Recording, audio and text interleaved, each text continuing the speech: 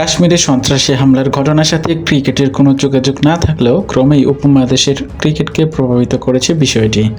ভারত ও পাকিস্তানের মধ্যে চলমান বৈরিতার সাথে সীমান্তে অস্থিরতার কারণে এতে চলে আসে বাংলাদেশের নামও।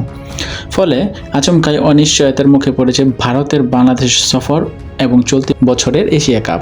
চলতি মাসে কাশ্মীরের পেহেলগামে সন্ত্রাসী হামলায় ২৬ জন বেসামরিক লোক নিহত হওয়ার পর থেকে দুই প্রতিবেশী দেশ ভারত ও পাকিস্তান চলে গেছে মুখোমুখি অবস্থানে। এই ঘটনার জেরে দুই দেশের মধ্যকার ঐতিহাসিক সিন্ধু পানি চুক্তি ব্যাহত হয়েছে, যার ফলে সীমান্ত পারাপার বন্ধ করে দেওয়া হয়েছে, ভিসা বাতিল করে দেওয়া হয়েছে এবং নানা পদক্ষেপ নিতে শুরু করেছে দুই দেশ। এর প্রভাব পড়েছে ক্রিকেটেও। ভারতীয় গণমাধ্যমের দাবি, পাকিস্তানের সাথে কোনো ম্যাচই আপাতত খেলার পক্ষে নয় দেশটির সরকার।